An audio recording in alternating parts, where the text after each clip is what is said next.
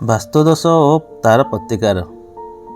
Number 1। ଶୟନ କକ୍ଷ ବାସ୍ତୁଶାସ୍ତ୍ର ଅନୁମୋଦିତ ହୋଇନଥିଲେ ଉକ୍ତ ଗୃହର ଦ୍ୱାରବନ୍ଧ ଉପରେ ଦୁର୍ଗାଙ୍କର ଚିତ୍ରଟିଏ କିମ୍ବା ସ୍ୱସ୍ତିକ ଚିହ୍ନଟିଏ ଅଙ୍କନ କରିଦିଅନ୍ତୁ। ନମ୍ବର 2। ରୋଷେଇ ଘର ଦୋଷ ଥିଲେ ପ୍ରତିଦିନ ରନ୍ଧନ ପରେ ସାମାନ୍ୟ ଖାଦ୍ୟ ଅଗ୍ନିକୁ ସମର୍ପଣ କରିଦେବେ।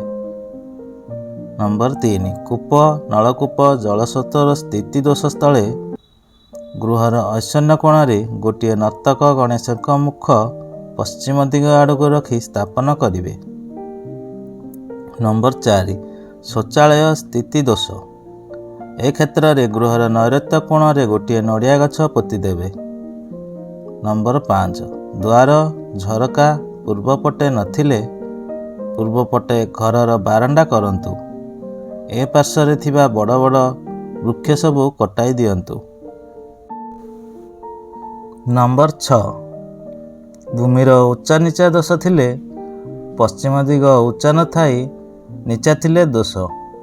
ଏଣୁ ଗୋଟିଏ ପଞ୍ଚମୁଖୀ ହନୁମାନଙ୍କ ଚିତ୍ର ଆଣି ଏପରି ଲଗାଅ ଯେପରି ହନୁମାନଙ୍କ ମୁଖ ପଶ୍ଚିମ ଆଡ଼କୁ ରହିବ। ନମ୍ବର 7। ଗୃହର ମୁଖ୍ୟ ଦ୍ୱାରର ଦୋଷ। ଘରୁ ବାହାରିବା ମାତ୍ରେ ସମ୍ମୁଖରେ ଖାଲି କାନ୍ଥ ପଡ଼ୁଥିଲେ ସେଥିରେ ଗୋଟିଏ ଗଣେଶଙ୍କ ଚିତ୍ର ବା ପ୍ରତିମା ସ୍ଥାପନ କରିବେ। ନମ୍ବର 8। ଗୃହର ପ୍ଲଟ ଦୋଷ। ହନୁମାନ ମନ୍ଦିରର ଚୂଡ଼ାରେ ଲାଗିଥିବା ପତାକାଟିଏ ଆଣି ଗୃହର ଦକ୍ଷିଣ ପଶ୍ଚିମ ନୈಋତ୍ୟ ଦିଗରେ ବାଉଁଶ ଦ୍ୱାରା ପତାକାଟିଏ ବାନ୍ଧି ପୋତିବ।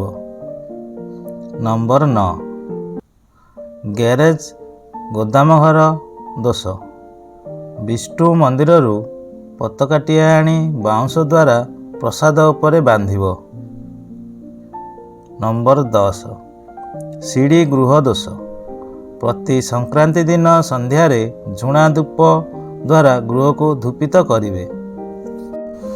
ଦର୍ଶକ ବନ୍ଧୁ, ଭିଡ଼ିଓଟି ପସନ୍ଦ ଆସିଲେ ଲାଇକ୍ କରନ୍ତୁ, ସେୟାର କରନ୍ତୁ ଆଉ ଚ୍ୟାନେଲକୁ ସବସ୍କ୍ରାଇବ୍ କରିନଥିଲେ ସବସ୍କ୍ରାଇବ୍ କରନ୍ତୁ।